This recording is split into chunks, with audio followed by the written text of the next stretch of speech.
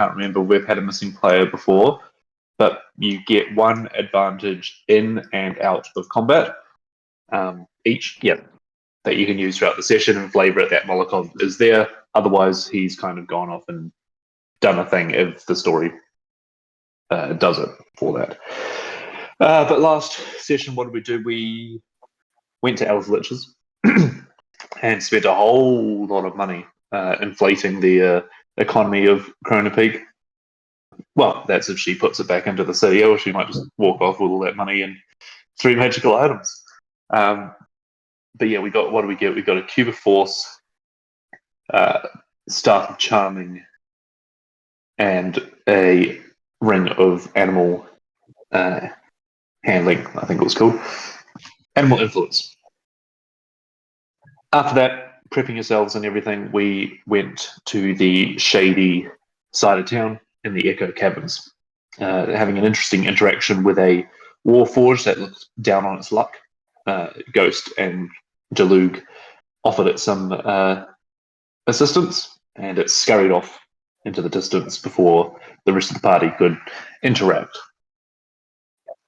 Molotov and Hera then used their prior knowledge of this nameless tavern, saying the code word, salt in the water, coming past this bouncer orc that was behind this iron door with the sliding eye hole on it. Going down to the tavern, seeing a lot of,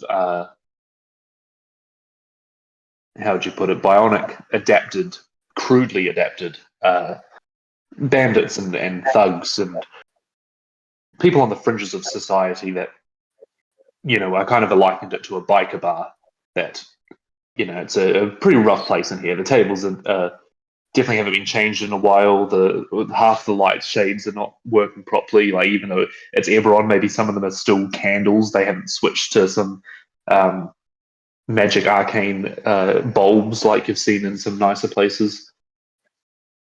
The auto gnome behind the bar greeted you and got you an audience with Snap, the crocodilian boss of this place. That's where things got interesting. Talking with him in his office, or makeshift office as it seems, he pointed out that he was willing to share what he was working on, what he was quite excited about, if you completed a contract for him, sliding across the face of Barlin, someone that seems to be unintentionally getting himself into trouble, or at least drawing the attention of all these bigger parties of the world when he's just trying to do the job that he loves. In saying that, though, he mentioned that he had seen someone similar to Puck take up the contract earlier, a solo halfling, which started ringing some alarm bells amongst the party, and everyone decided, okay, we'll take the poster and see what we can do, and left Snap back in his office. Come back into the central tavern. There were a couple of different exits or doorways, and Ghost got out his Gem of True Seeing. Having a look around, I think the things of note were to the west, a long table in a room. It looked like more of a nicer place to eat and meet. There were 2 figures, a gnome and a tiefling, very heavily modified with cybernetics. These look like they held some importance down here. To the north, a long corridor, and things started to get a little bit blurry between layers, but you saw Helfka sitting in a room, not a prison, but the door was definitely locked. No eye holes or anything like that. And then to the northeast, what used to be tavern rooms where people would stay have been turned into workshop benches, almost like a surgery room of sorts, tools hanging from the ceiling and such. And then obviously to the east was the way that you came in, the exit, and to the south is the kitchen where a pot-bellied, quite literally pot-bellied cook was roaming around trying to get all ingredients stuff, and a couple of metallic tentacles were helping him and aiding him in this kitchen space. I believe the conversation got to the point of how do we rescue Helfka? I'm going to turn off my screensaver. This is why I'm testing it on the laptop. How do we rescue Helfka? And do we warn Barlin about this potential danger? And I think the third point of conversation was how do we interact with the king and our teleportation circle out of here? Now, quickly go to Ghost in this moment as your master that taught you how to forge is within reach. You messaged him a couple of times. I believe you've got two messages left. And that can be used throughout the day. I believe Hero's Earring doesn't have to all be used within that certain period of time. And I'll say that the conversation's kind of going around the table. We're trying to decide what to do, but you are still aware that even though no one's listening to you, that's kind of a given all the checks. This room is full of people. I'd say maybe 15, 20 of these thugs. And you don't know what is in the rest of this down that corridor and such like that. The glass gave a gleam of what was around. And sorry, it's probably also worth mentioning as well, to the northwest, there was a room of people that looked like they were being held there. That was also the other thing to note. I'd say maybe four of them, and there were 4 workbenches as well. So, Ghost. Let's start with what he's kind of feeling in this moment. I think we kind of had the conversations and such, but I just want to kind of know what was Ghost's mind going through as he's now within reach of his master.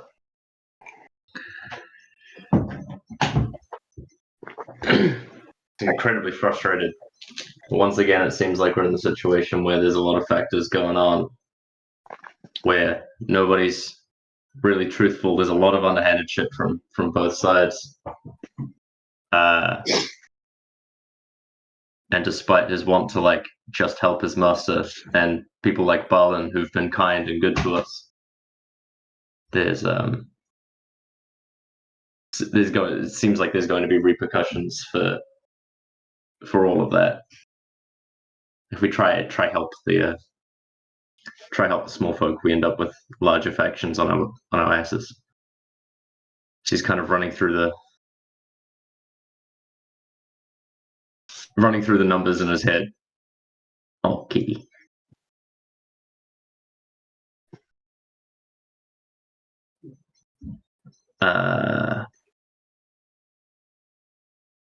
And I suppose the rest of the party, he looks, how to put it, like on the verge of being visibly angry, but it's not directed anywhere. It's just very intense frustration.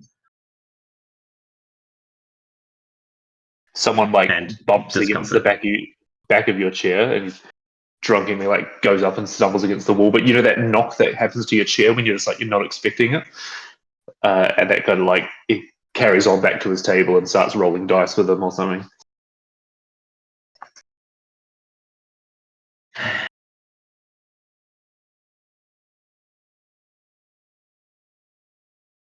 We're coming back for him, right?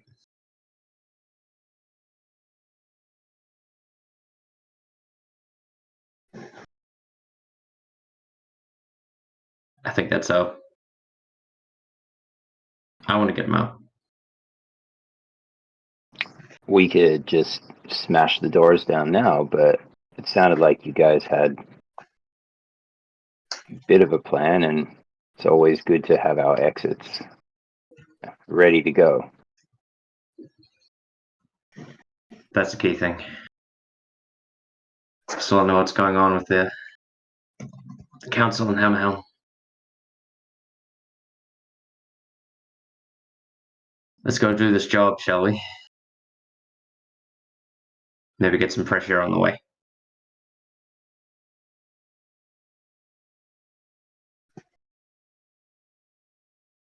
Kind of gives a side glance to Puck of like, let's not talk anymore here. Like looking towards the door. Sure. You kind of finish your drinks and get up and start to make the leave. Okay. You all kind of leave the table and you get a couple of glances and stuff, and the barkeep gives you a wave. And as you're moving towards the stairs, you hear a door close. And look behind you, and you see Snap has come back out into this main tavern and just gives you a bit of a salute and a wink with that long crocodile grin. And he goes, "I'll be seeing you soon, I hope." And then goes back into his office again as you kind of make your way up the stairs and past the orc, which is sitting there on a stool that's too tiny for him, folding his arms. Sees you coming up, opens up the iron door. As you see from this side now, it takes like two of those sliding, not locks, but like devices that go into a hole on the wall, chung, chung, and the iron door opens inwards, just in case that's relevant for any things later. And you exit, closes behind you with a loud bang, and you are back out on the streets of the Echo Caverns. I think we'd be better to get out of this district.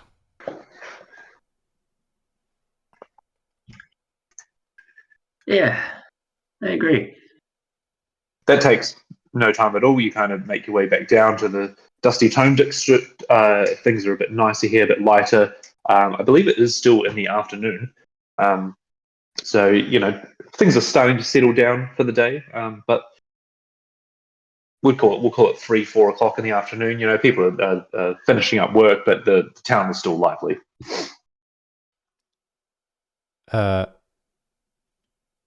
Jalug, can you get me to your friend's location quickly? I'm a little concerned that there is someone else out there who might get there before us. Absolutely. But are we splitting up? And I think it might be helpful if someone wants to go and try and organize our departure from this place. that sounds good. Could give us an insight into what the king's doing with Josu. Maybe. I don't want to push that too hard. What do you think the chances that Bellin has some friends through the Hammer and Tongs, like enough of them that are against these modifications that we'd have some support? Support for what?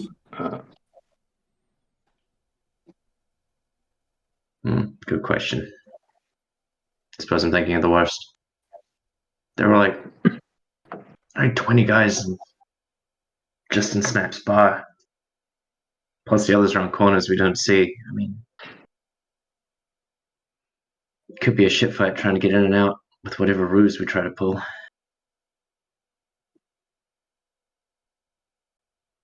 Unless we pull it well.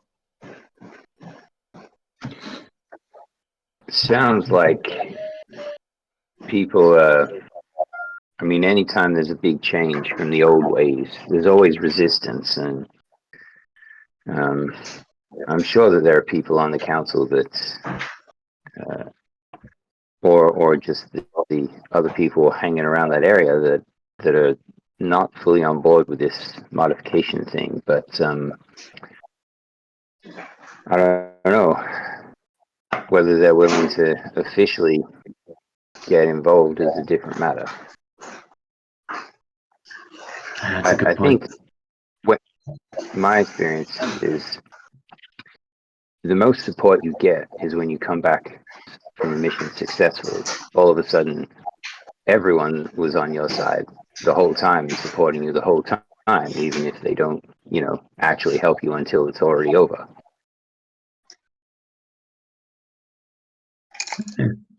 Wise words.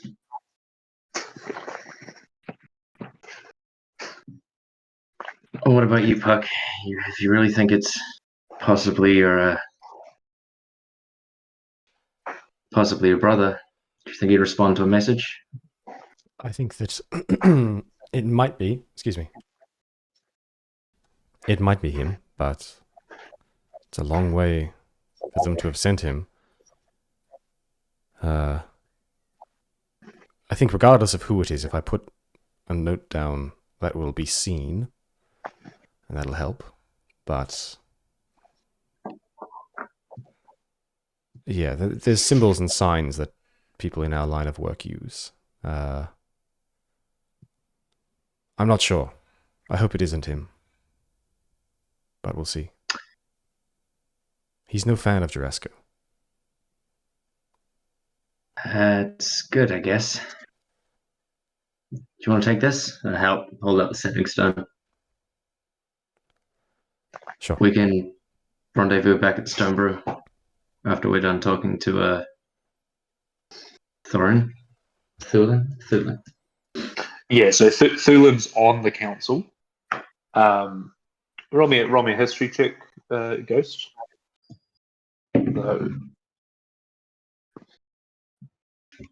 So, 21. nice. So at Torlan Mror is the arbiter of the council, the king. He is the sovereignty in here.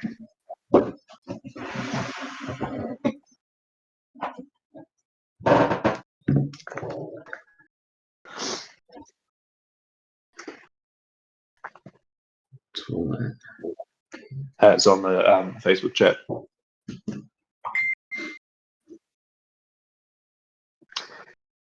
So you know that he is this king that everyone is talking about. They always refer to him as the the highness or the lord or the king, but you know that his name is Torlan.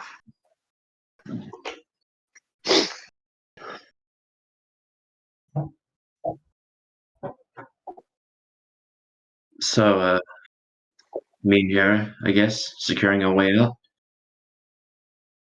Bring Malikov along too.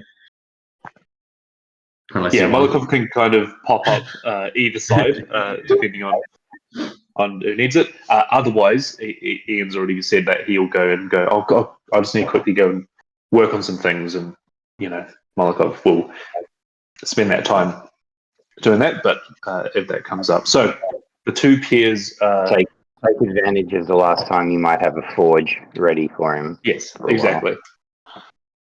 I guess so. So let's go. Puck and Ghost. Can you each roll a d20?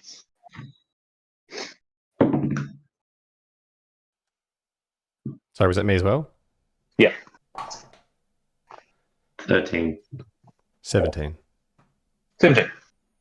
So Puck and Jalug, as you see Ghost and Hera heading up into the northern parts of the city, you guys start making your way back down to the Hammer and Tongs forge. You get down there, and like I said, it's coming to the end of the day. People are shutting up shop. They're kind of winding down their awnings and such. But before long, you reach that central forge that everyone is kind of operating out of. Both of you give me a perception check, please.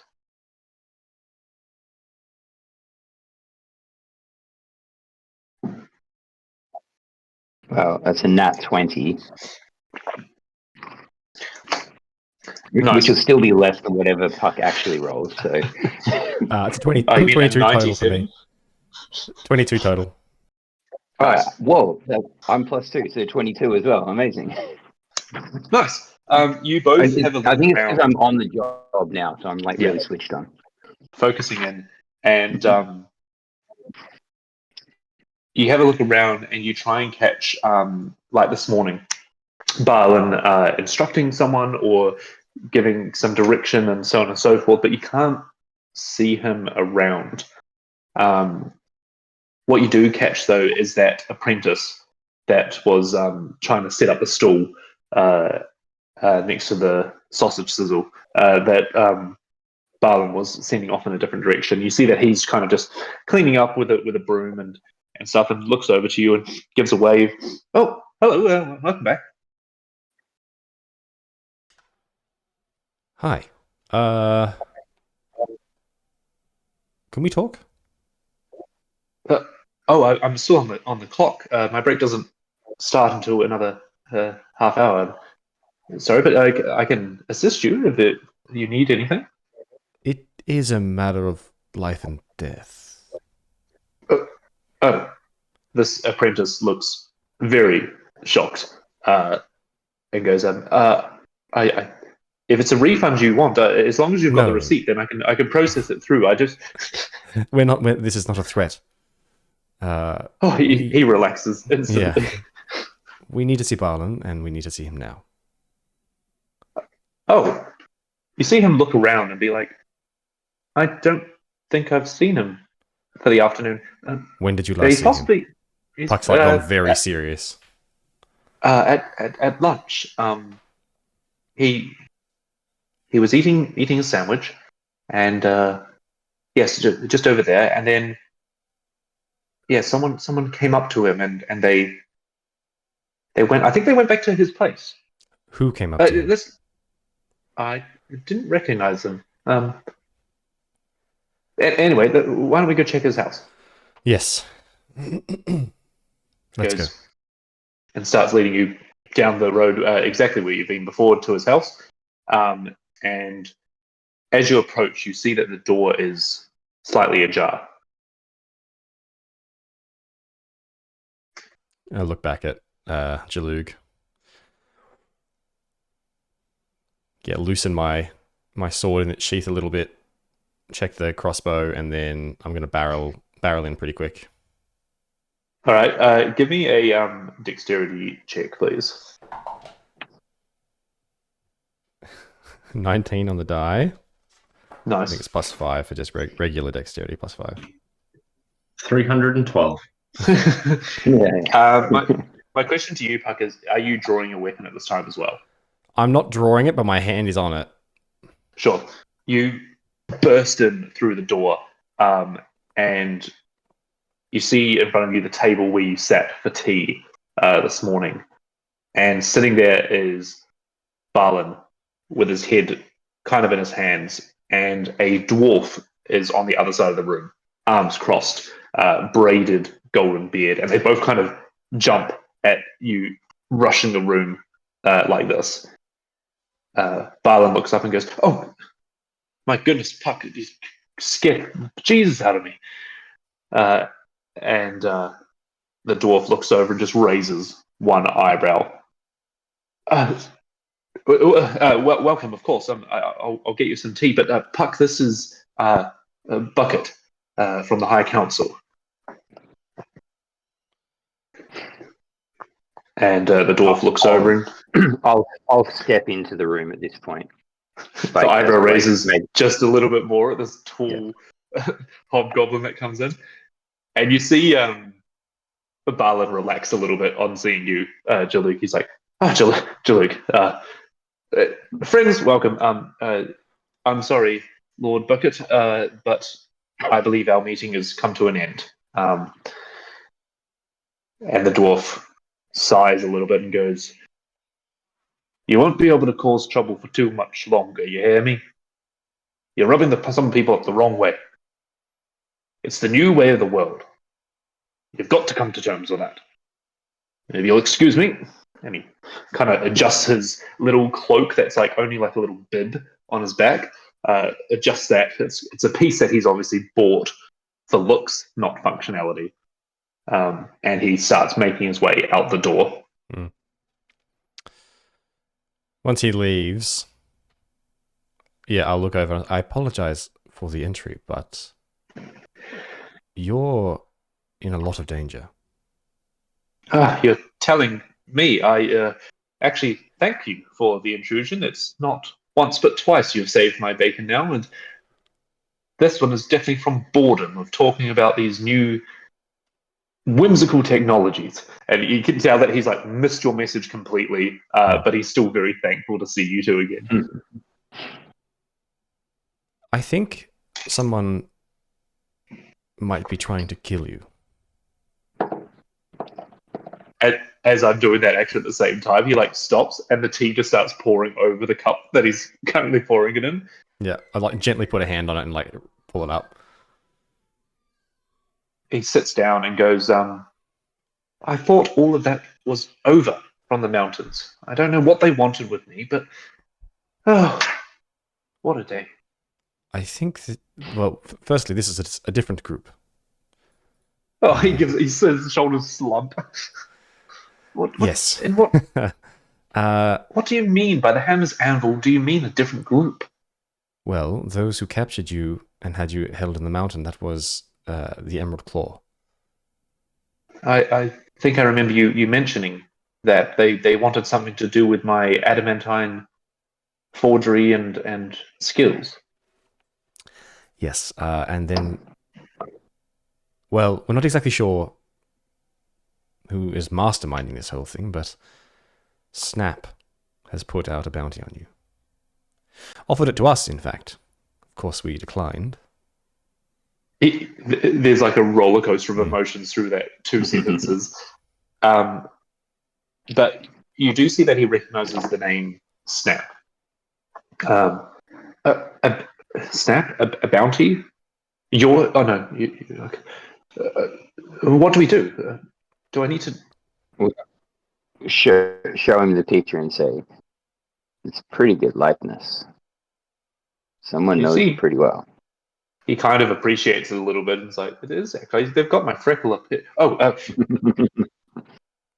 Why would they want a bounty on me? Am I to be taken prisoner or worse? Was it dead or alive? I can't remember. It doesn't say that on the bounty. It's just the picture of him.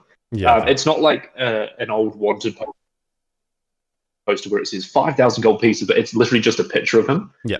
And yeah. Snap had said preferably dead.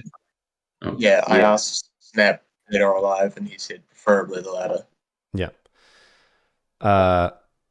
We know that at least someone has accepted the bounty, maybe more. I think it might be safer for you if you were able to get out of the city.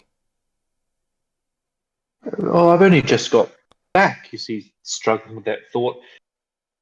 Is this about how I don't want to progress? It puts in quotation marks to this new way of forging. I will not flee based on an idea that is ludicrous. If I'm being completely honest. I look at Jalug. I'm not really sure why. We just know that they want you gone. Snap's doing some kind of work on mechanical parts, but... Well, it seems to be everyone's rage at the moment. Perhaps I know that the king... Go on. I know perhaps that the Iron Council has... okay, perhaps people on the Iron Council stand to gain by moving more into this augmentation, and they're bankrolling this guy, but we don't know. Well, you just met Lord Bucket there. He is definitely for it. He's the one giving us the instructions. It comes from the king as well. I mean, if the king wants this kind of change, then, well, that's what I was trying to do, is convince our blacksmiths that this is not the way.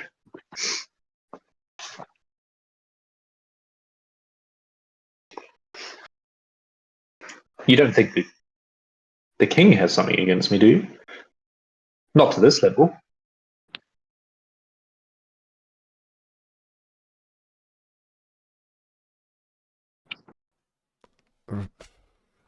The king, someone is speaking into the king's ear and influencing him. I see. So what would you have me do? Pack my bags and go camp in the mountains? Kind of. He looks at you like he was not hoping you would agree to that idea. Yeah. It's possible we might be able to get you safe passage, but we're also not sure. We may be able to get you to the teleportation circle, or else... hang on, what's the name of the inn that we've been staying at? Stonebrew. Yeah. Or else it's possible that, yeah, the Stonebrew Tavern or inn, we can use that as a base to get you taken somewhere else, but that probably wouldn't be by us. Well, I would definitely prefer your company. It has been better than most over the last few weeks.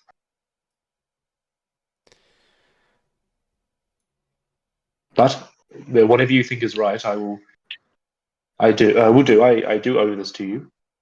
I just hope that my knowledge is taken by the right people. I suppose other cities could benefit in starting up some adamantine work. This is my home. Skilled blacksmith is always of use in a master craftsman like yourself. But I mean, I'd rather be somewhere hopefully people weren't trying to you'd be kill able me. to come back. And as Jaluk says, there's always a chance you can come back once things settle down a bit. Of course. Well, I'm at your command, Puck and Jaluk. But I will do what's necessary. I suppose I can't really tell anyone where I'm going. No. We're going to the Stonebrew Tavern after this. How quickly can you prepare to leave? Give me an hour or two. I'll get my notes and my tools. Maybe 2 backpacks. If we stay while you do that, keep you under watch? I would prefer it. Right. He gets up from the table and starts grabbing some stuff. And yep. I'm going to snoop around outside. I'm going to go and try and Gandalf style leave some like scratches in the window of like kind of almost rune symbols of, sure. Like basically kind of like yeah, thieves can't kind of little hobo signs sort of things of like, this person is under protection, like that sort of thing. Don't hurt this person. Some of those kind of things. Sure. And I reckon I'm also going to leave another one that is probably just letters, actually. Maybe even just like a P and L. Okay.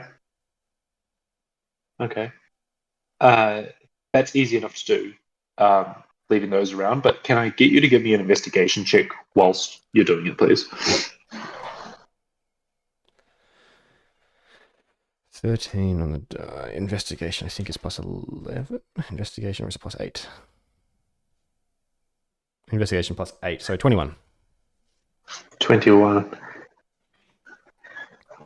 The first time you swept this area, there was that odd sign of nothing left behind, which obviously rang alarm bells. But you go around each side of the house, you kind of maybe leave a couple of thieves' cant signs, and then maybe in a specific place, maybe just above the door or something, you leave that PL to notify someone specific if it is them. What you do notice this time, though, is that as you kind of go up to the second story, sorry, the roof. It's just a single-story building. There are definitely footprint marks of like someone that is perched on the ledge, and you investigate them with that roll. They were just here, and the footprints have been left. Can I work out which direction they headed at least? You look a bit further into it, and then you see that the direction has been covered up, but it has been obviously left that someone was there intentionally. And footprint size? Half-time. Yeah, okay. Yeah, on the footprints, then I'll also mark the same runes. Sure.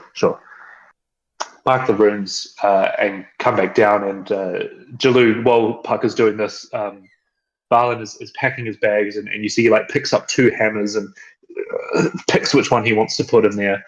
And he keeps looking over at you like, what have I? He gives a look of what have I done to deserve this?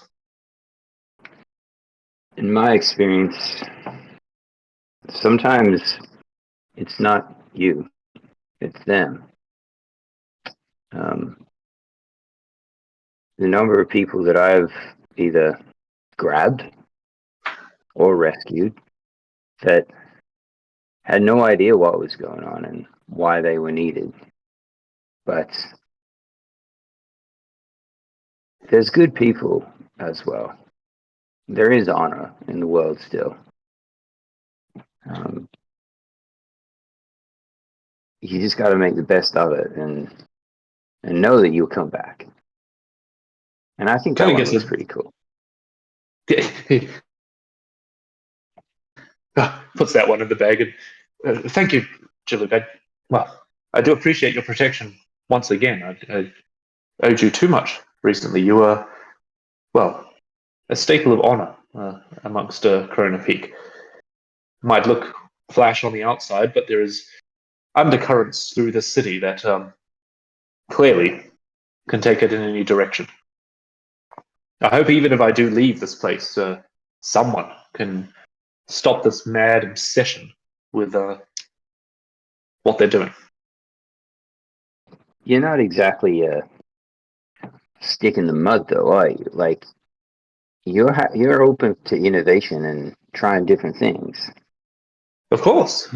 Like his eyes light up. You're developing a lot of good stuff, and yeah, I don't know. Like, progress is important. I like this new armor, but yeah, don't worry about it.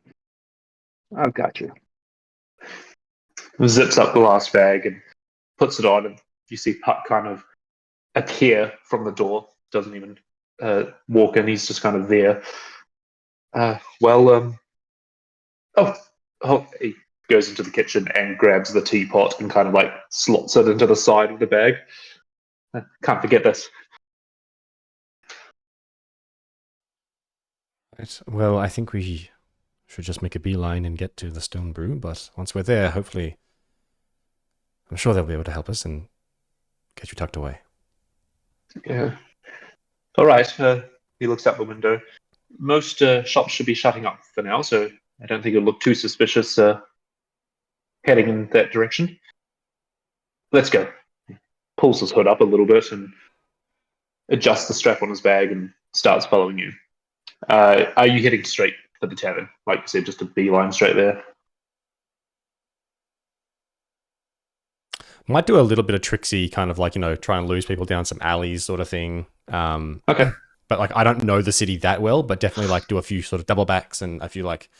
Particularly, I guess, through the... I don't know. I'm not overly keen to walk through the market because I imagine that's quite the busy, bustling area, though.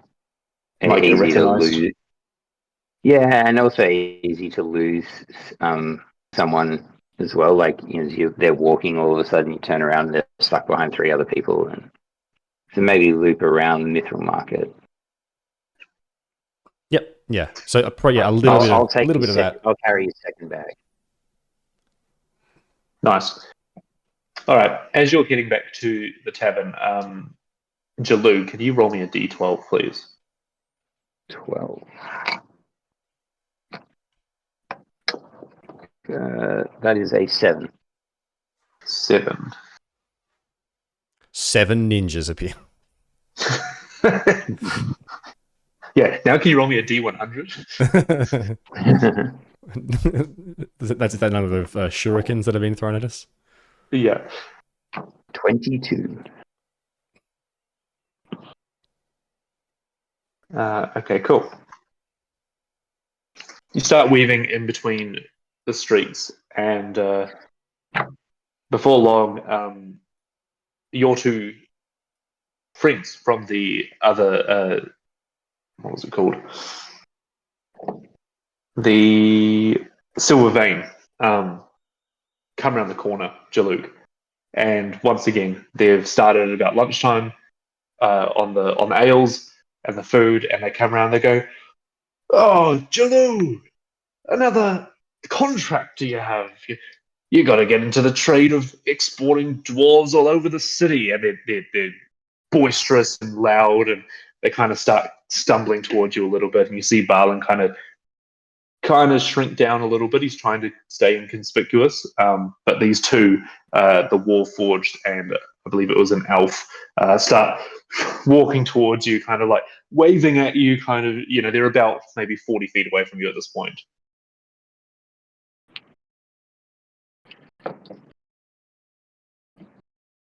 I'll step forward and I'll beckon them over. Like, quick, come here. One almost trips over their own foot and comes over, and they come in and embrace you in a hug. And so, what is it this time? Is it a secret spy, or is it a royalty that doesn't want to get the throne? And they're just spouting out these weird ideas of what contracts could be. We're looking for a halfling, not this one. They look over at Puck. You seen any halflings? Puck, who is frowning. He looks over at Puck and he's like, 1, 2. No, I've not seen any more than these two. As his eye kind of.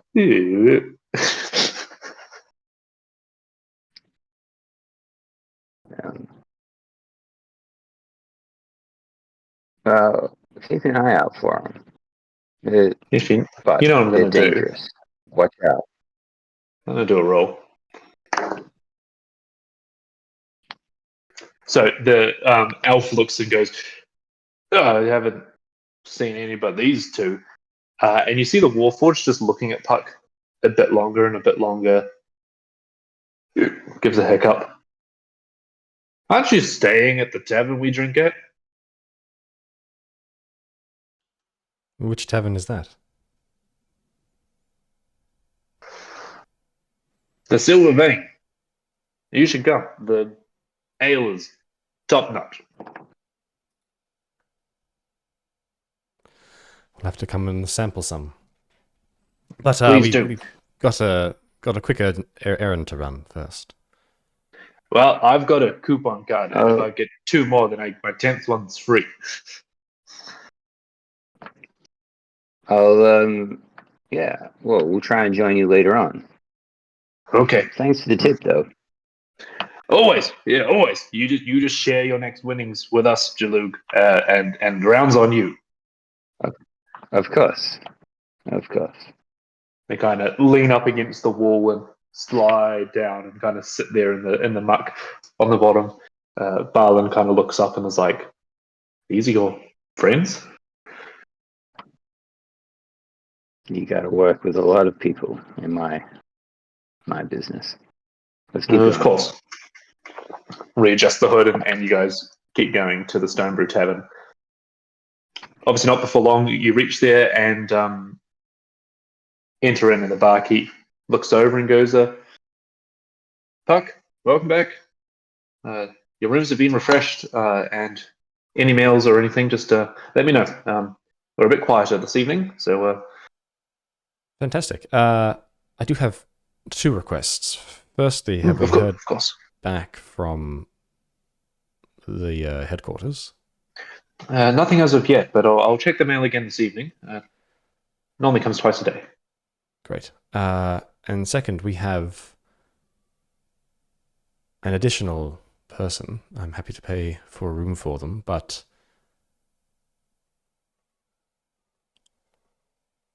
they are being hunted. You see his eyebrow raise, and he kind of checks the bar, makes sure no one's kind of around, and leans forward a bit. We need to protect this person. Yes, and possibly get them out of the city. But for now, just completely keeping them safe. I understand. Leave it with me. We will hold on to them under your charge for as long as we need to, and I'll explore options for evacuation, but I won't make it happen until we hear from you. Fantastic. Keep him as comfortable as possible. He's not a prisoner, but... I understand. And he looks over back to like Jalug and Barlin and is like, he looks at you and just kind of goes, gives a nod. Yeah. Yeah. And I'll just let me know what I owe you. Of course. And he kind of turns to one of the halflings that are carrying a tray around, and he gives them a wink and then kind of like a little hand gesture. And you see the halfling carrying the tray gives a nod and swings out around the front of the bar and bumps into Barlin. And one glass does a little tip, and a little bit of liquid, sprays on him, and they go, "Oh, I'm so sorry, sir. So sorry. Tell you what, dinner is on us tonight. Please come over here, sit down. We'll take care of you. Don't worry. It's been a busy day, and you can tell that this act is turning into treating this guy like he is owed something in this tavern." And Barlin reacts graciously, and you can tell that he's not fooled. He's not an idiot, but in this culture, he's more accepting of this free gift now that he's been done wrong than you guys just putting him up in this tavern. Yeah, cool. I look at Jalug and say, I guess we just get some ale and wait for the others now. Should we, what do you think about the Silver Vein? This other guy that's hunting him. It's definitely something we should check. I mean, they're not the most reliable people, but... He had a good look at me. I don't know. Someone was at Barlin's, I think potentially while we were there. Something... Yes, I don't know. I think maybe we should check it out. I suppose a meeting with a king or the council is not something that goes quickly, given they're not here now. Can't hurt to go and have a quick look at least. Maybe we should do that before wetting our whistle. Stay sharp. It seems as safe a place as any. Your people are pretty well connected. Networks across Khorvaire. Yes. All right, let's head over to the Silver Vein then. Have you got everything you need? Yep. Let's go. All right, you head out, and now it's I'll just go to the toilet. While we're in a nice establishment, let's go here before we go to like the back bar of town. Yeah, go at the hotel, don't go at the McDonald's. Yeah. Yeah. So while Jalug relieves himself, and Paki makes sure that Barlin is kind of taken care of, and you see that a plate of food has been brought out to him already, and he understands what's happening here. You explain the plan to him, so he kind of just gives you a nod and almost kind of tries to distance himself from you as well, to not kind of be like, "Oh, I'm with them." We kind of pan up and over the city to Hamhelm. As Ghost and Hera, you approach this tall, like royal-looking building. The columns are intricately designed. There's gold laced in and amongst the wraps of the columns and the architecture of this place. and it stands as kind of like the Parthenon. It's like the big pillars and then a big open space in between with offshoots of rooms and chambers, and there's stairs that go under the building as well, much like everything around in Krona Peak. It is built down rather than up. You see around by every third pillar these dwarfs with golden chains and braces in their beards. They have their hair combed back, and there's no frizz or knots or anything ragged about them. And you know these as the shield guard of Krona Peak. They each hold in front of them a perfectly round golden shield, and behind it you see that they hold what looks like it would be a two-handed axe. It is definitely double-bladed, those axes that go out in two directions, and they stand kind of most directly like that, looking forward. They don't even acknowledge when you walk past. Ghost, you know that these are the elite guards of the king.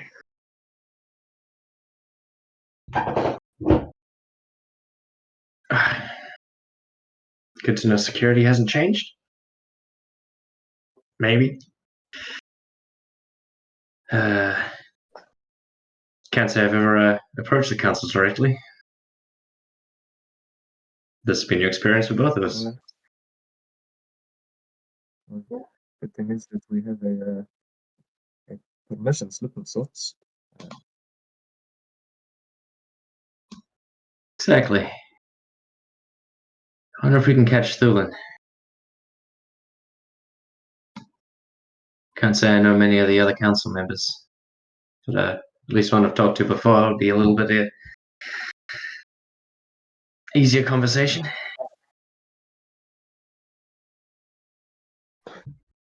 Why don't you both give me a perception check?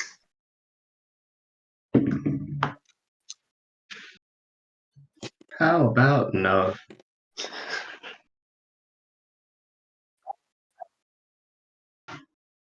Three.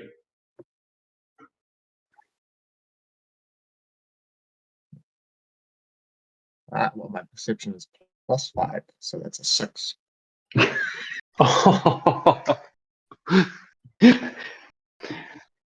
I love it. Well, okay, with two such low rolls, I think you guys almost find yourselves in the middle of this chamber, and there's a couple of little waterworks around the place. You can see that there are some, I don't want to say assistants, but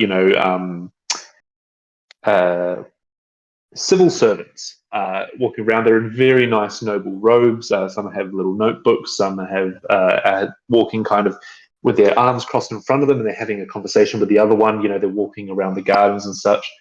And you're kind of just looking at the marvel of this place that it is. You can tell that it has been carved rather than built, like some of the other cities you've been to. It is an impressive feat of architecture. And as you're kind of looking around, you suddenly both get knocked to the side as a dwarf walks between the both of you and is heading towards the stairs at the other end.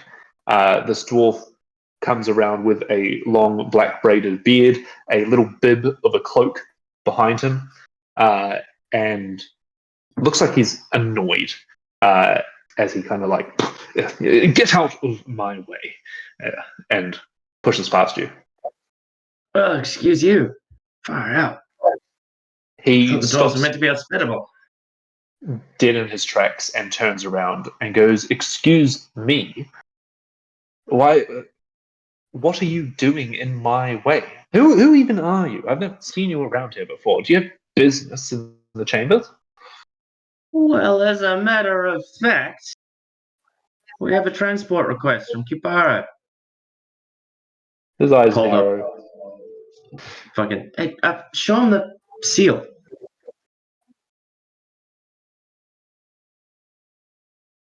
Snatches it off you, Hera.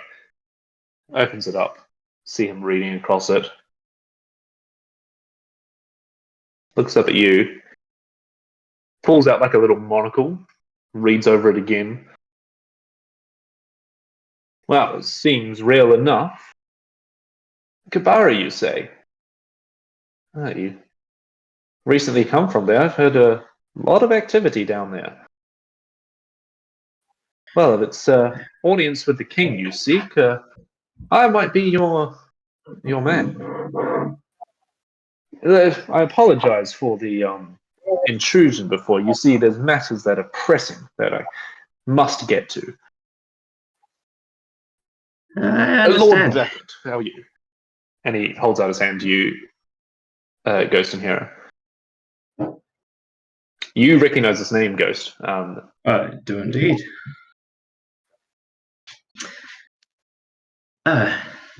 Ghost, I've heard about you. Good things. Yeah. Man in Who charge. hasn't? The grin comes across his face. I like to say that I'm the change that is due to happen in this, city in the hills. And you, who turns to Hera, pleasure to make your acquaintance, Lord Bucket. Yes, I am Hera. I have not heard of you. He kind of takes his hand back and just like almost you could see that he would wipe it on something, but he just doesn't want to be that offensive and kind of just of course, not to be expected for the uneducated. He says under his breath, but an audience with the king. Well, I'll tell you what. I will go and see if he is available on this fine afternoon. And in the meantime, why don't you wait? Maybe off.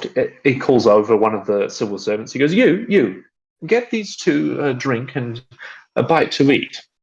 They are guests of mine." Lord Bucket. He introduces himself to the civil servant, and of course, of course. And they gesture you to a side room.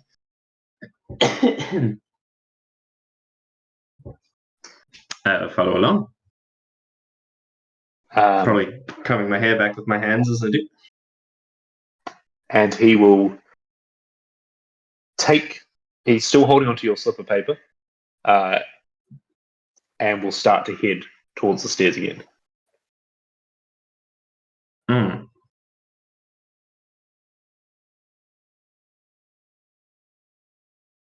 You're shown this room, and it definitely is a waiting chamber. There's some nice art on the wall. There's a place to sit, a place to put your packs and stuff. But it's nothing special. Very good. And we're left Did you, relatively alone. Yeah. Did you actually recognize that man? You know him from? He's the one Balin warned us about. The one giving instructions to the smiths, to the forge masters, about the modifications. He seems like a prideful man. Interesting. Perhaps if we play on his arrogance a little bit, he might be able to tell us all about what's going on in the city. Hear what I'm saying? I do. I believe him. I have a feeling he might have a fair amount of information. Curious to know what he was doing in Khorvaire. No, he just heard about Kubara. Sorry. I thought he said he was just down there. No, he said you guys were just down there. You must have been part of all that ruckus that was happening. Gotcha. Sorry. Well, never mind then. But unless I wonder if it's worth mentioning the help that we were to certain factions. Say again. Sorry, I can't hear you. I wonder if it's worth mentioning the help that we were to certain factions, implying that Jarosco may not have necessarily informed everyone, A, that they were using us, or B, that they're now no longer using us. And that could be an advantage to getting this guy on our side if he thinks that we either don't know what's going on or have a little bit of knowledge, but seem to be on his side. Yeah, I think we should be careful with that. But we should definitely Yes. play with the concept that we are of all ears, eager to learn, be of aid, as we were in Khorvaire. Not a bad idea. We did a favor to Lord, I can't forget his name, the Lord of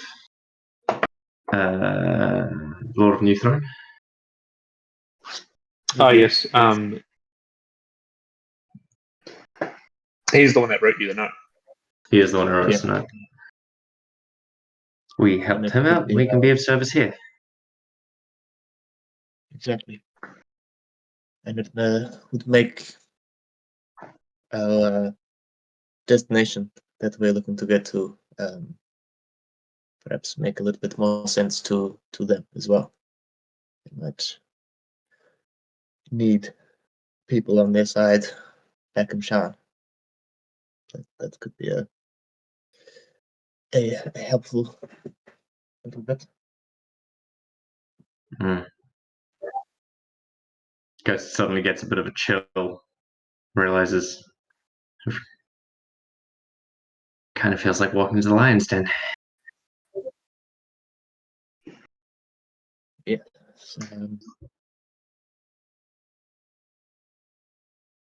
Yeah. It's Let's just have to be confidence. As you say, confidence, the door swings open, and one of the civil servants are there, and they go, Lord Bucket will see you now. Follow me, please. And starts walking off. You follow her down some stairs, and they're all kind of like marble stairs. And even though you're heading into the underground, it is clearly lit by arcane means. Definitely everything is very shiny and very glittering and stuff, and you can tell that these halls hold a lot of wealth in them. But before long, you are shown into another chamber, and Lord Bucket is on the other side, sitting behind a desk. This is clearly his place of residence. He gestures for you to sit on some like leather couches. He goes, please, sit down. The king will be seeing us shortly, but in the meantime, I thought it would be better to know the guests that I'm introducing to him.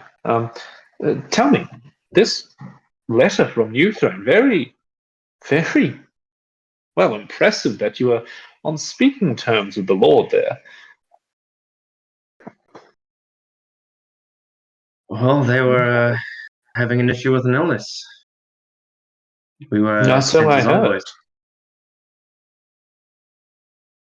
Indeed. We did them a favor. Helped remove the poisons from the water. Turns out it's an issue in the mountains. Of course. And in return, he's offered us his word for hospitality. No, Aiding I us in getting across the country. understand completely. Say, you mentioned you were sent there. Who do you work for?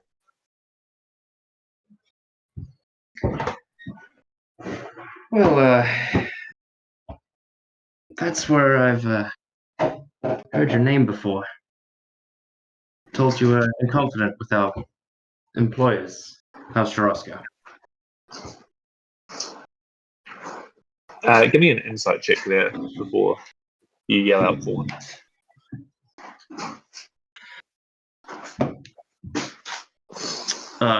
That's a 2. You see, he does recognize the name Jarosco. His face kind of lightens up a bit, and he goes, "Wow, very interesting. We've had dealings with them ourselves up here in the council. I'm sure you're familiar." I can't say I've been clued into the dealings with a high council. It's a little above my station. Of course, then you should remember that as he kind of takes a sip of a drink. Now, this letter, he's still holding it in his other hand. It grants you transport via our very well built, may I say, teleportation circle. Have you any idea of where you want to go? I don't know why you'd want to leave the beauties of Kronopeak. Have you got business elsewhere? Oh, my friend here and our other friend, students of the university over in Shan. It's been a while since they've caught up with their professors, and I believe there's plenty of reports to be made on their research. See, he kind of sits back in his chair a bit. At the university, you say? Well, I don't believe too much in the gods and fates, but we might be more aligned than you think. After talking with the king, we might be able to discuss some potential employment opportunities. Employment, you say? Yeah, well, I wouldn't be too brash as to say that there'll be any pay in it, but our values might, or our desires might align with the people that I'm currently consulting with. He looks over at you here and goes, "Well, tell me, student of the college, who was your professor?" Oh, you might know who he is. Shan is quite far from here. I studied under Professor Tavash. You see, he kind of loses interest a little bit and goes, "Oh, shame. Give me an insight check." Insight check.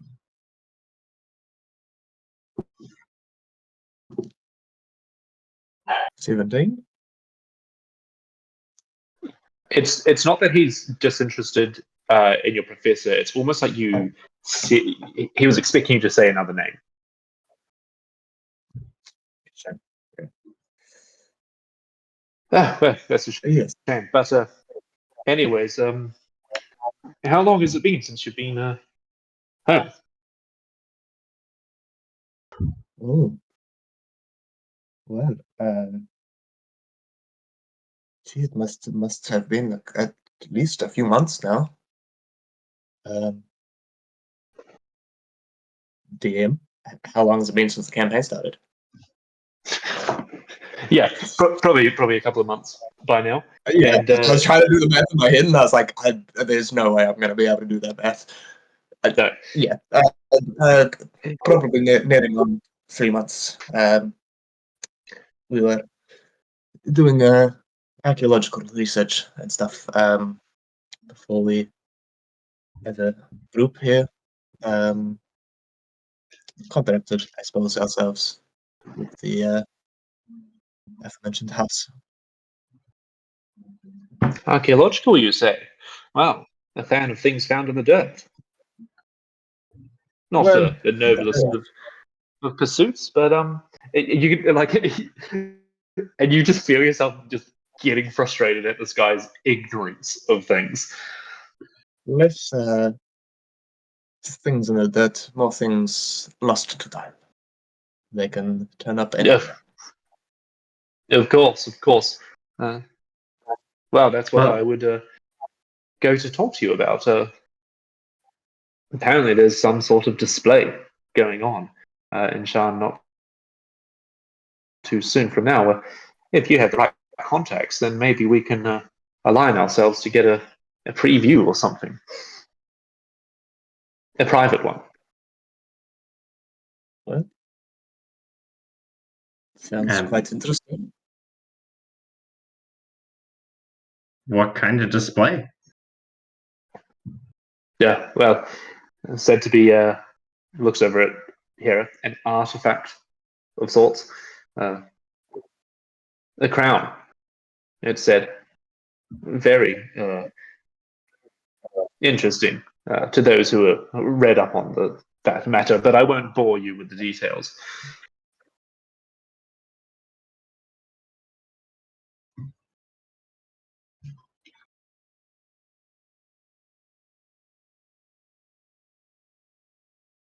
Well, And I've gone on long enough.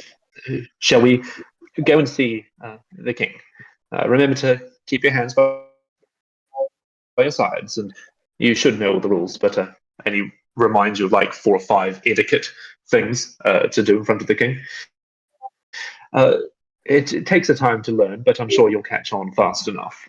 And he slides up from his desk and starts gesturing you to walk out first. Okay. Show us the way.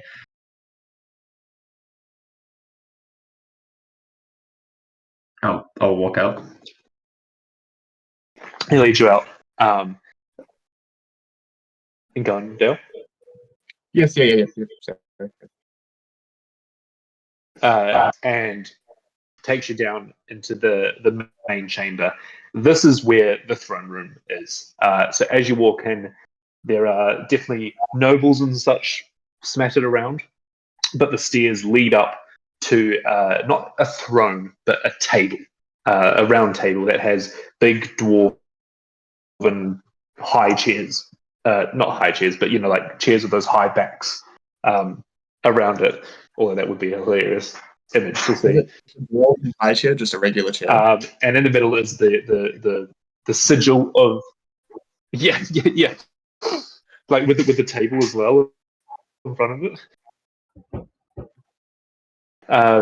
And in the middle of the table is the sigil of the dwarves, and then you can see that behind it is a kind of a platform that is elevated a foot or two off the ground, and it is a octagon. In the middle of that, Hera would recognize symbols that represent teleportation. It's got like a north, west, south, and east symbol. It's got symbols of like different cities around Khorvaire, around the outside of it, and then bang in the middle is a rune that you don't recognize how to do, but you recognize that it is teleportation magic. And sitting at this table, you see what you believe is the king of Corona Peak. Has a crown with jewels, emeralds, and rubies in it. He's got a beard that goes down to his belt, wraps around him once, and then is slung over the shoulder, and is adorned in full regal gear. As he looks down the bottom of the stairs and goes, Lord Bucket, these are the guests you're talking about. Yes, Your Majesty. They have right of passage via this note. The king kind of looks down and goes, yes, I've been expecting them. New Throne reached out a week or so ago and let us know that they were coming. Not a surprise, so you don't have to put up your defenses. Kind of like putting him down a little bit. Please, leave us. We would like to discuss things in private. You see that Lord Bucket obviously is annoyed by this, but kind of goes and stands off to the side of the room, like out of earshot, but he doesn't leave the room fully as you guys approach the table. Approach and kind of give a nod of like it's a pleasure to meet you, Your Highness. Thank you for seeing us on such short notice. None of that courtesy stuff. Sit, please, sit. I was expecting more of you. There are more of us. We just thought we'd come and arrange. We'll figure out how this all works. We're the envoys, essentially. What did you, Very organized of you. We tend to be sometimes. But Lord Bucket was telling us that there are some noble endeavors happening in Corona Peak. Ones that you might be interested in discussing with us. So, of course, you might have heard of our new projects to improve the population and help those that are ailed by illness and injury. Nothing more than chatter on the streets. Perhaps you could give us some more insight.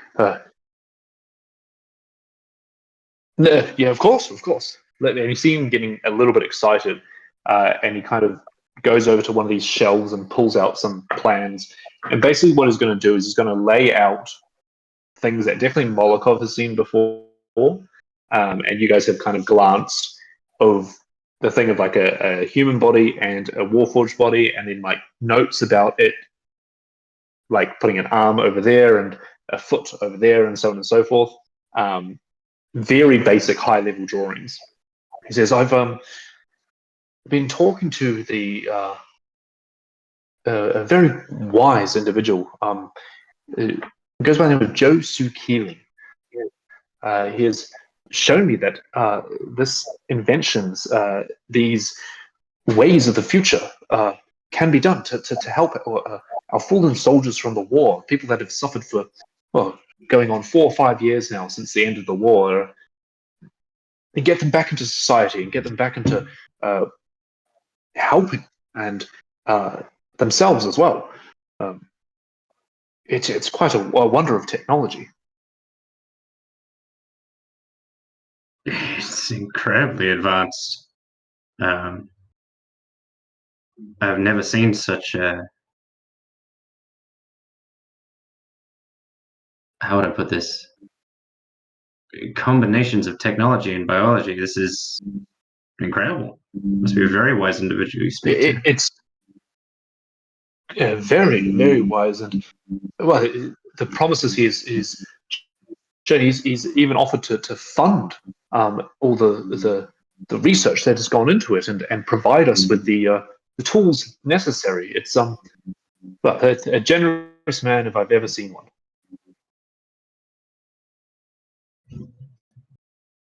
Wow. Forgive me if I speak of foul handlings, but the talk I've heard on the streets is controversial. It seems not many people understand where or why these changes are being made.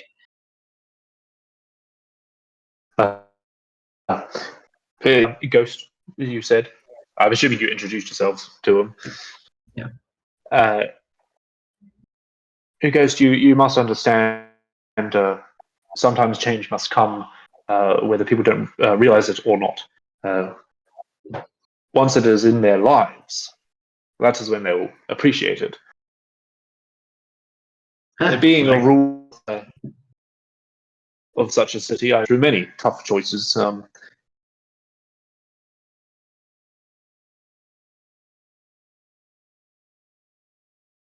Go on. No, of course. I can understand. People are often resistant to change. It's only natural, right? Of course, you understand. But these are, like I said, these are incredibly advanced. You must have quite the technician or quite the smith helping pilot these changes. Well, that's one of the roadblocks we're running into. We are trying to get the Smiths on board, but unfortunately, there are those that would hold on to the old ways. But be rest assured, we are talking to them, and we are making sure that they are coming around. I've entrusted Lord Bucket over there. As annoying as he can be sometimes, he has promised that he will convince the naysayers to see our ways.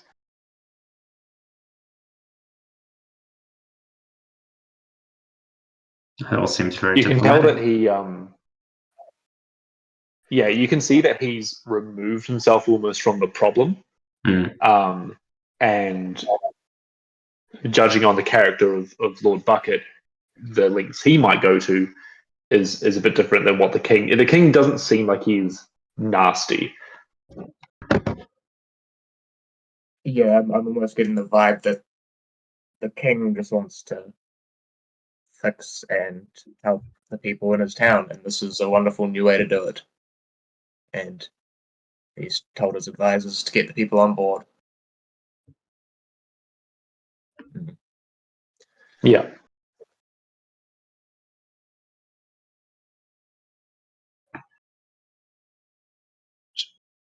What was that in the background?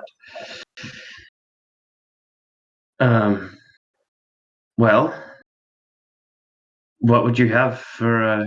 What would you have us do? I mean, I'm a lowly smith myself. This is beyond me, but is there some assistance we can provide to Lord Bucket? Oh, he kind of sits back a bit shocked. He goes, I ask nothing of you. You are here to use our transportation circle, and I fully respect the asking of doing that. You helped out a fellow lord in another state, but I do not need or require your assistance. I would not have you meddle in matters that aren't your problem.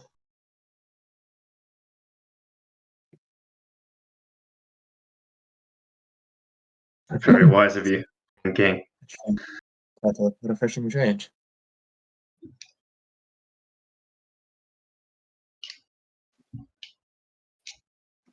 Say again, Dale. And you can tell that like he's not being rude. He said it was a refreshing change. But yeah, he's not expecting, like, he didn't think that you were coming here and you have to pay your way to use the transportation circle. He's like, this piece of paper basically says you can come in and use it. Cool. Wonderful.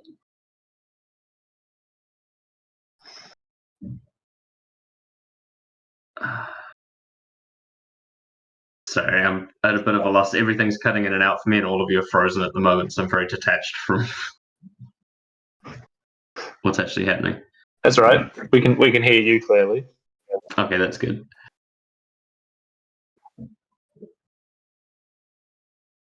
Well, with that being the case, if and when we want to finally move on from Corona Peak, we should just return and request your audience.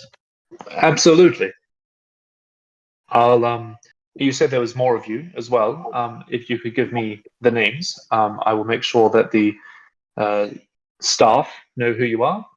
You don't need to see Lord Bucket as you come in or any of the others, and show who you are. Show this piece of paper again, and he hands it back to you.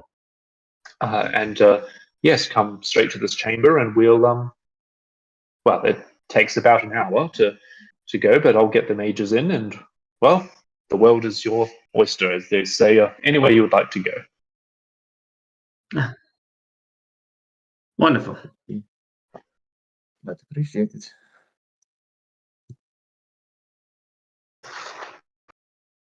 I know these aren't matters that we need not concern ourselves with, but as you said, we have done favors, well, worked for in good faith for other lords. We're not opposed to doing more good work in the world.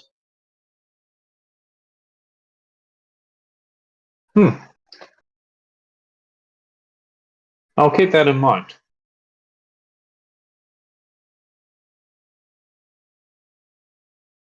Well, in that case, that's all the business we really came for. Of course, please stay as long as you would like. And, well, I'm going to get back to my dinner. And pulls a plate back over in front of him.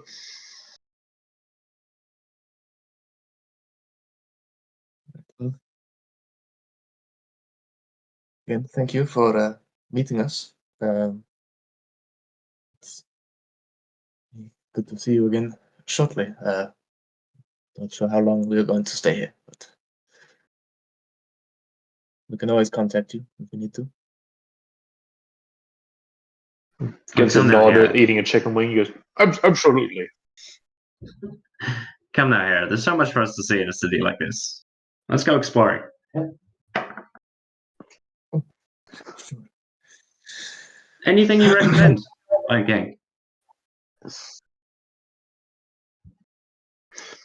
He'll recommend a couple of things: a fight at the Stone Thane Arena. He'll go and see the Museum of the Anvil of Ages, the Golden Hall Plaza to pay tribute to the god of trade. You can go look at the history in the Hall of the Dead and listen out for the spirits that whisper to you. The Hammer and Tongs anvil that creates some of the best weapons in the continent, and so on and so forth. Like he'll just rattle off every highlight of the city. We'll get to it right away. It's like tourist trap. All right. Kind of give him a nod and Yeah. I guess, yes, towards the exit. Sort of catch eyes with Bucket to see if he's So what I want to know is, are you going?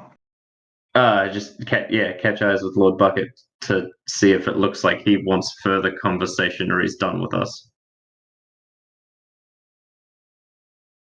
He catches your glance and kind of gives you the look of, we'll catch up later. Okay, cool.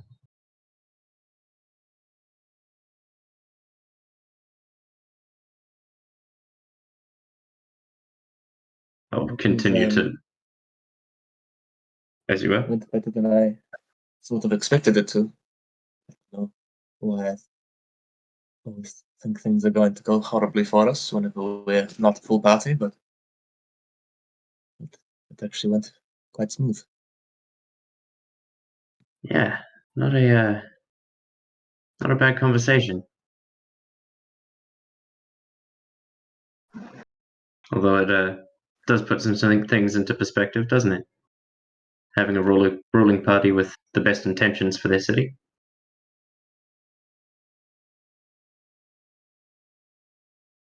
And to Hera could pick up on Ghost's very carefully placed words of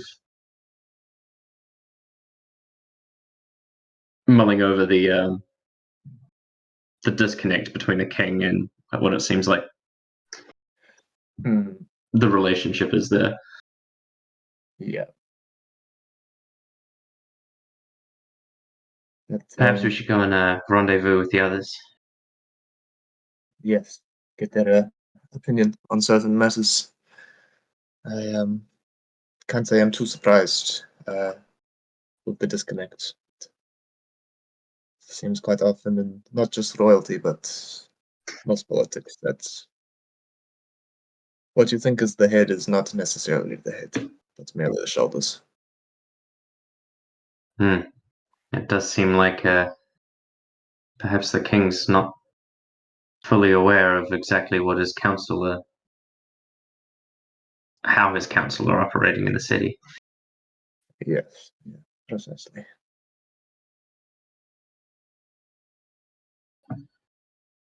But All right. So as you, go here. that's that. It does leave us with a problem, though. Takes about an hour to get things ready. And if we really did want to rescue, I mean, assuming we're unaware of the time. Assuming we've moved away from the direct grounds Yeah, as you're we're outside. traveling down. We walk in there with Balin and Healthcare and ask to be teleported away, I'm sure we're going to get some questions. Yeah, I was thinking about that as soon as he said it. That's why I said that perhaps we can contact him. In this case, maybe we plan whatever we're going to do. I send him a message, say, "Hey, we're going to be on our way soon. Start the ritual, please." And then it gives us T59 to get shit done. And then if we turn up with 7 people, 12 people, it doesn't matter. The spell's almost finished. What? Oh, and then we're gone. Oh, they could just refuse us entirely.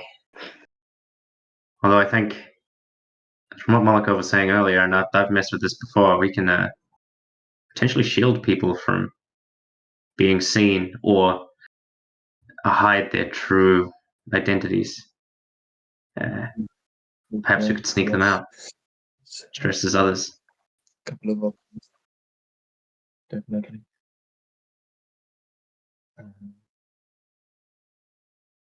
All right. So Oh, as you two start discussing these options and heading back to the Stone Brew Tavern, Jalug and Puck, you swing by the Silver Vein, and rather than playing it all out in full detail, you kind of go in there and Jalug, you recognize some of the old mercenaries you used to hang out with. Doesn't seem like they've got a job in a little while. Your friends aren't back yet, so you kind of just sit with Puck and ask around a few questions possibly, or Puck, you might have a little bit of a look around and stuff. And the thing you guys notice is that there are mixed stories. There are people that say, yeah, there's a halfling that's staying here. I saw him this morning. And there are others that are like, oh, well, we haven't seen a halfling in here in a few weeks. Even the 2 barkeeps are telling opposing stories, and you kind of get the feeling that it's possible that this person has been seen on accident, or they haven't been as careful, or so on and so forth. But what I want each of you to do is give me a insight check to the pub in general, or tavern in general.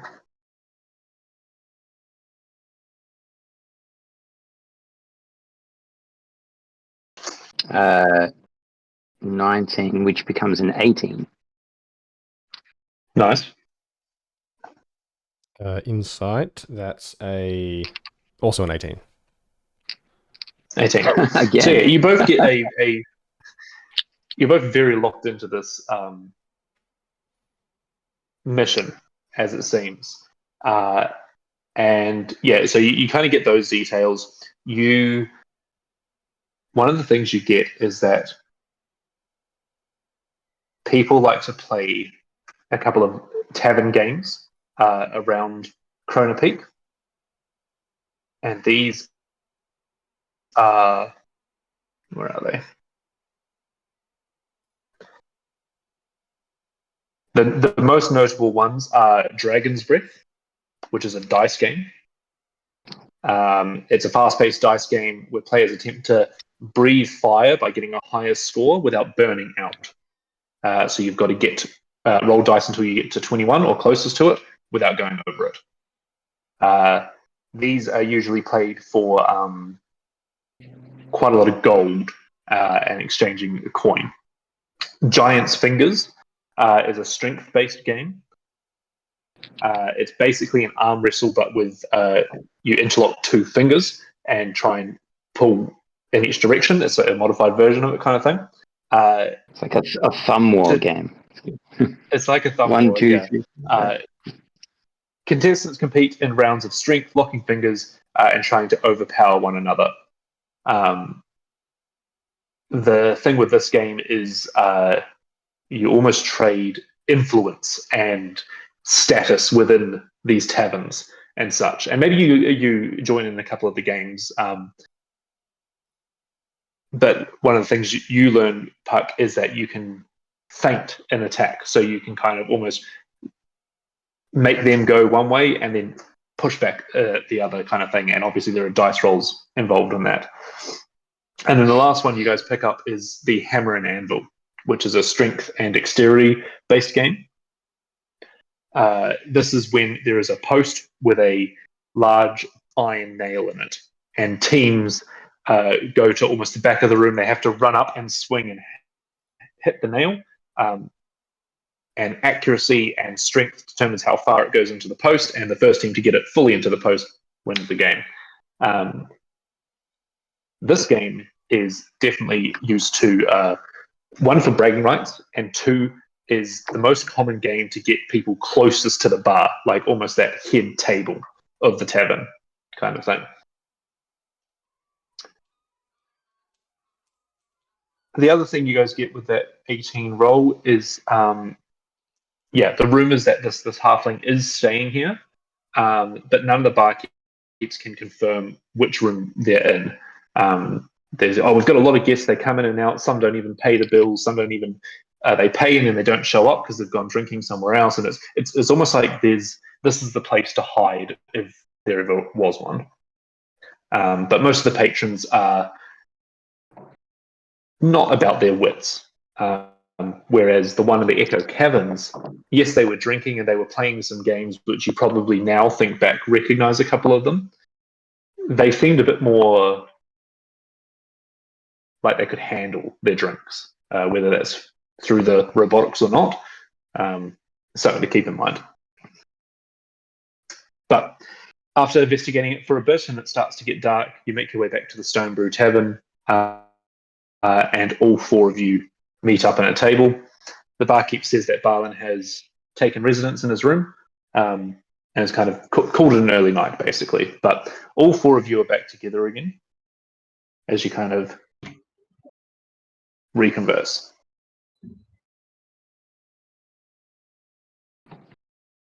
So, get Barlin? Is he safe?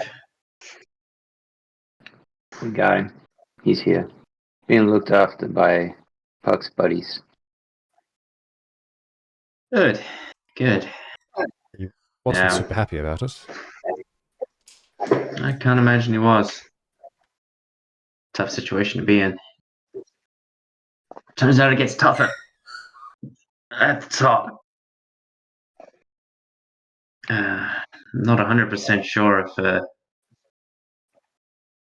Lord Bucket or King Tolman recognized our names, but they didn't indicate that they did.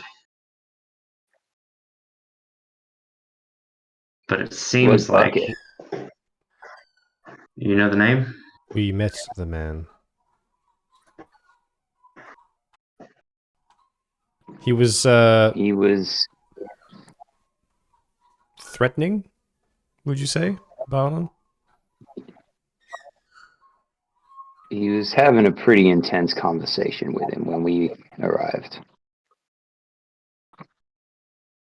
That would Said something explain... about needing to accept the change or something. That would explain why he was frustrated when we bumped into him in Hammerhelm. Well, he bumped into us. It seems like King Tolan and Josu have a very diplomatic relationship. The promise of benefiting the people, curing sickness, and funding the whole project, it seems very above board. But Lord Bucket is the one who's been put in charge of managing the change. And it all smells like Bucket is the one who's after Barlin. I think he's secretly working with Snap. They wouldn't put it past him to have been the one to ask Snap to put the bounty out. And it seems like the Working with king's Snap, unaware. not Jarasco. Not directly. I think Jarosco is funding and influencing the change. I think Lord Bucket is his own man and has his own methods to create that change. Just like how Josu is not really a part of Jarosco, he's doing his own thing. It seems like the king has a relationship with Jorosco. Bucket has a relationship with Josu. He even asked us about the crown in Shan. He said that perhaps if we were aligned, he'd have some work for us. If he's working for Snap, how does Snap know about that?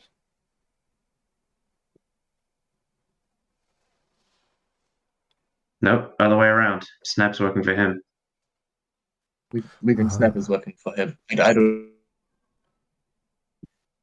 Snap knows the extent of what the bounty is for. I think he's a means to an end. Hmm.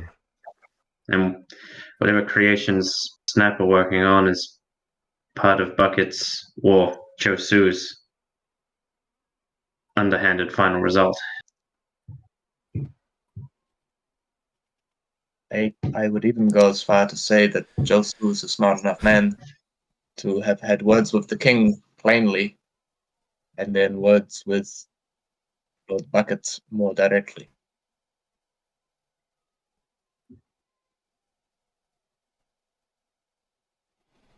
Hmm. Same I thing don't he like did any to of it. us, kind of, right?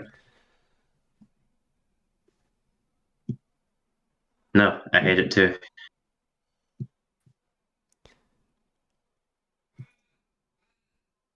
But therein lies the question, what do we do next?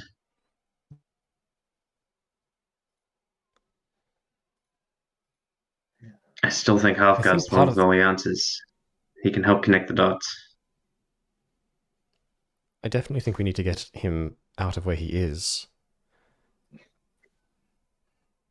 I'm not sure that what is happening here, as interesting as it might be, is our concern. Or at least not while more pressing things are happening in Shan.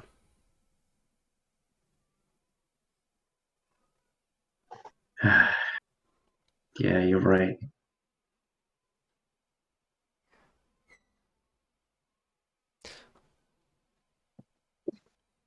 I definitely think we need to get Halfgar out.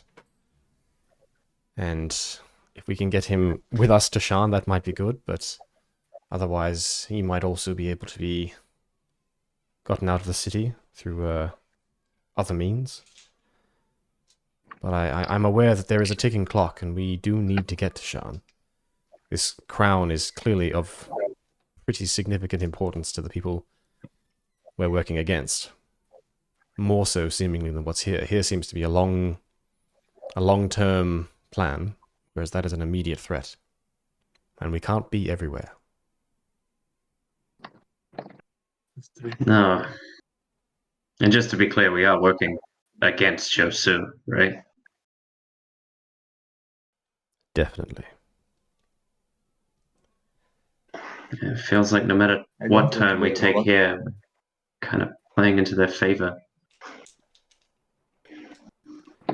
I think ultimately that as much as I might have some personal animosity to the man, Josu is not as bad of a threat as the Emerald Claw.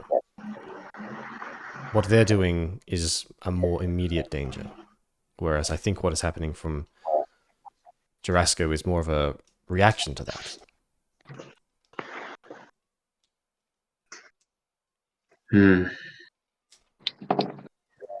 Yeah, I think you're right. They both are our enemies at the moment. I don't know. I'm stuck. I want to rescue my master. But what good is that going to do? I mean, it helps us get some answers, I guess, but then what, we leave? And we steal a crown? Or stop Jorosco from stealing a crown? If it hasn't been taken already, we've been here a few days. It I sounded think like we need to Bucket get there and wanted find out us what's to get going on. Yeah, the way Bucket Okay. talked about it made it sound like it's still being held by the university. he actually got quite excited when I mentioned that me and Molokov had studied at the university. But alas, my professor was not who he was hoping I had studied under, which does Right. make me think there is perhaps an inside mole in the university, a connect that they have there already. So what becomes our plan? Who was then? it? Who was what? The professor, the professor who put out the advertisement for the display of the crown. It was written on there. See if we can find it in our stuff. So, I mean, all of this is Recently discovered it's a bit beyond me, but so at the column hall. practically speaking, guys, Professor, okay. Practically speaking, So that's can we get Balin out through the teleportation circle if this bucket character is the one that controls it? And can we, if we're to rescue Helfgar, can we get him out? Or is it enough to just tell people that he's being trapped and held by this Snap character? Like, I'm not sure how we get them out without, like, let's say we can rescue them both and we can walk into the teleportation circle area. Can we take them? Will they let us take these two prominent forge masters? Or I don't think that they'll let us take they did say Healthgar. that. He's wanted by them themselves. Yeah, I just had an idea now that you mentioned that. We were told that the process to teleport will take about an hour. I did think that if we're going to try and break out your master, that we let them know we are finishing up some things to do. Perhaps they start getting it ready. We will be there shortly. We break them out. We get Balin. I don't know if we can change their form or their visibility, perhaps briefly. Maybe we go to Hammerhelm. We say, hey, this man Snap is too powerful for us, too well guarded, but we have it on good intel that these two individuals you are looking for are there. Why don't you go and maybe that will clear out some of the personnel in Hammerhelm and then give us the opportunity to slip away. So it's probably also worth mentioning Ghost. Probably didn't word it or anything. I think you guys got pretty low insight checks as well. The drawings that the king showed you was almost like when someone pulls out someone else's stuff and goes, "This is what we're doing," but what is it? I don't know. And you would have recognized that some of the pages were in Helfga's handwriting, kind of thing. So the king's like, "This is what we're doing. It looks cool, right? Like this is all getting funded, but I don't know what the stuff is." Yeah, that makes sense. But it also seems like it seems like we have the favor of the king. If we were just to turn up with Halfgar and Balin and to tell him that Bucket, or at least to some extent, his council, doing some underhanded things around the city, and we want to leave and take these two with us, or at least turn his attention towards that there's other things going on, then it becomes their problem. They should have the king on our side.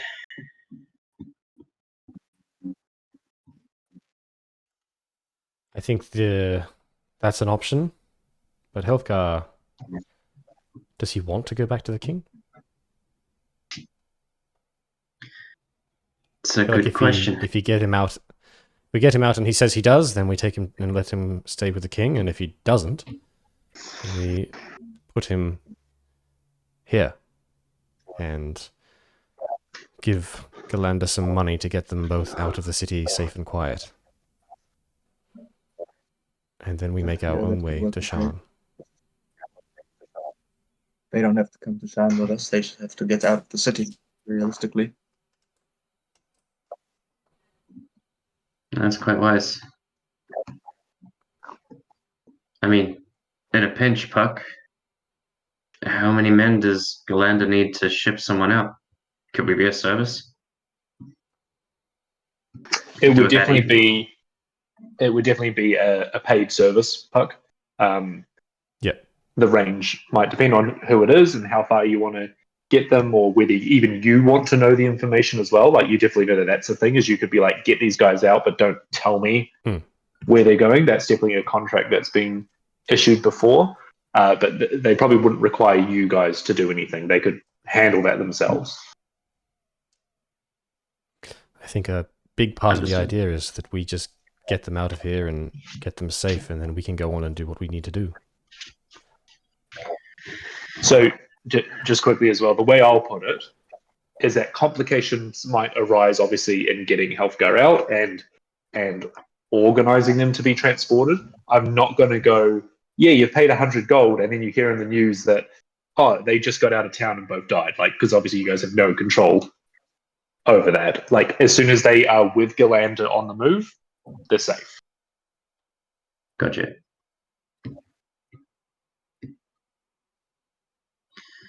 All right. In that case, mission 1, get Healthgar out. Yeah. So I can, especially if Molokov or whoever it was able to make me invisible, I can get in, and I have this potion of diminution. And this is the one that we used when we were, well, I didn't use mine, but when we were with the bugs. So it'll shrink him down to like 1 foot tall, 1 to 2 feet tall. I assume like 2 feet if you're like a tall human or something, and 1 foot for a dwarf seems somewhat reasonable. Yeah, yeah. He's not invisible. He is just very small. And that can be, a helpful way of trying to sneak him out through the front door. That potion will last for hours, and the invisibility, I think, lasts an hour. It does. Yeah. So yeah, if basically my thought was if we get there and I get in, I can sneak around, and I think we were thinking we might even put it onto a crystal, like a dragon shard. But yeah, get in, unlock it, get him out, and then meet you back here. But like it's not going to hurt to have you guys nearby. But I think it is a bit of a solo thing, the way that I'm thinking about it. But I'm very open to other suggestions, because it's not like there's a window we can go to or the thing. He's like locked in a windowless dungeon door. Or if anyone else has got cool items, that'll help. Perhaps, Go on, Dale. perhaps it's worth even just helping to get you through the doors. Whether we send someone along to go and talk to Snap. Whether it's me and Molokov or just Molokov by himself. Something like that. Or perhaps you, Ghost. Seemed quite interested in your I forget what it's called. Steel Your companion? pet, your dog, Steel Companion. What the fuck is his name? Envy. Envy. Fucking Envy. Seems quite interested in Envy. Perhaps it's worth a sharing of ideas, sharing of knowledge. At least as an excuse for someone to be there, for the front door to be opened. You know what I mean? I don't think getting in. I mean, I'm fine for someone to come for backup, but I'm also concerned of if we're there when it happens, they can put 2 and 2 together a bit easier. Yes, but the plan is that to then get out quite quickly, like out of town. I mean, we want to talk to Hofka, get as much information, but I think they will connect the dots either way. Probably. All right. Well, you're all welcome to decide that. Word will. I think so. What we're saying is the plan is that we'll go. Sorry, Joe. Oh, no, I was just saying, word might spread that we've interacted with the king now. So for us to interact with the king and then for Holgar to go missing and the king is looking for like it, might be able to connect those dots. Sorry, what were you saying? I was just sort of reiterating the plan of like we'll go there and then I'll do the invis and stuff and help hide him kind of thing because he's small, a bit easier enough to hide him. Hopefully in a couple of little spots under a chair or whatever, and then get out. That's the plan. We can't cast invisibility twice, can we? That would be great.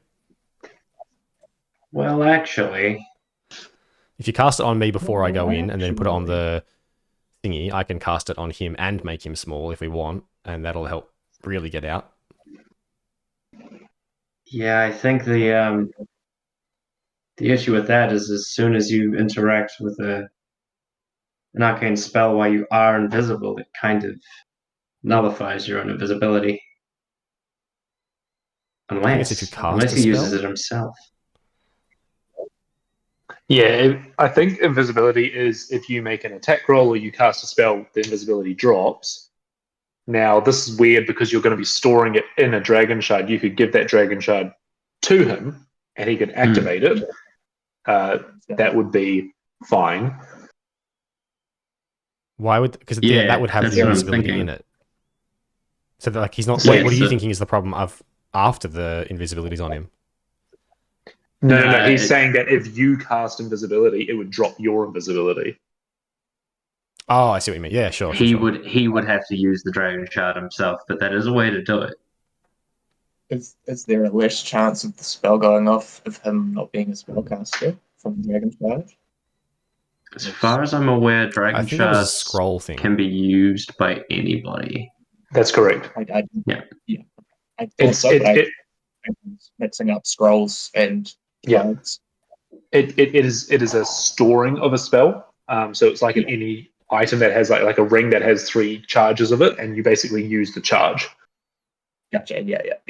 He's not reading the spell and trying to cast it. The spell is cast in the stone, and he's Correct. releasing it. Correct. Essentially. Gotcha. Okay. Turns his backpack invisible.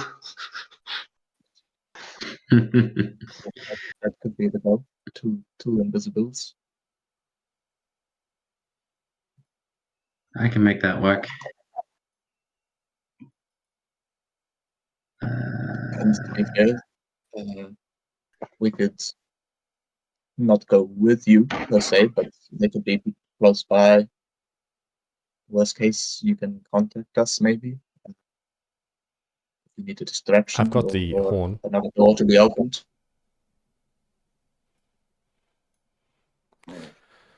All right. Well, if we can cast invisibility twice, like if we can hit me with invisibility, put the other one into the shard, then we can. I think we can just go and get this started, get the ball rolling on it. Because it's like we can make the most detailed plan possible, but something's gonna happen.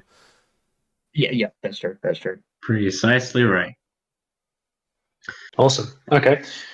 So I'll say that my question will be: are you going tonight or are you going in the morning?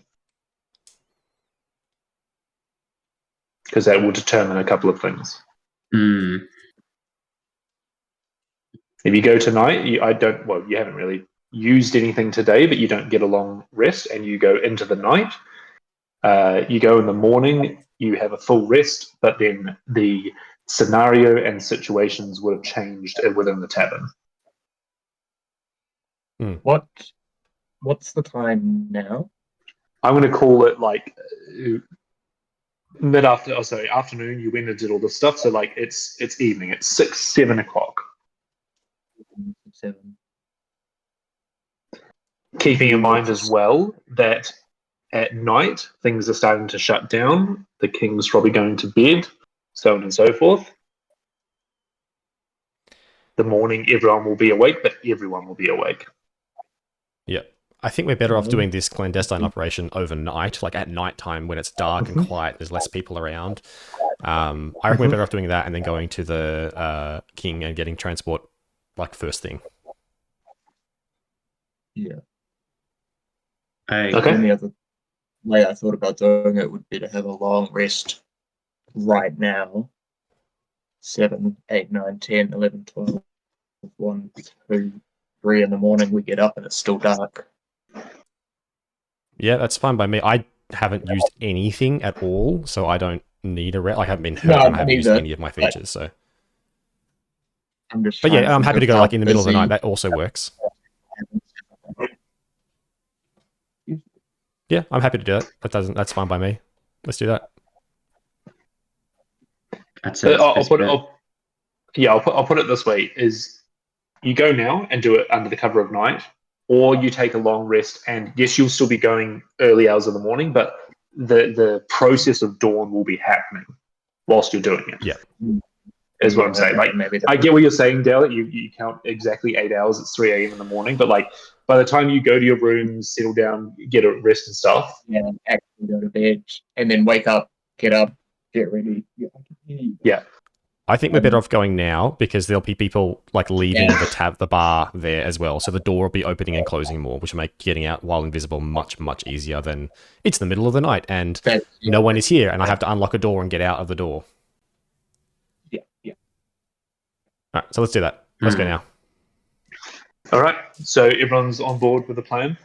You head towards the Echo Caverns, approaching the dark alley again, and you kind of find a little side spot off to get prepared. Not to go onto analysis paralysis too much, but I think we will end there and get Molokov up to speed on what the plan is in case he's got any input. And then we'll go and heist out a Forge Master. Sounds good to me. Breakout. Easy peasy. Oh, I hate it. All of it gives me the heebie-jeebies. That's good. You got some good info that session. I think that lines you up nicely to do this. A little bit more informed. Yeah.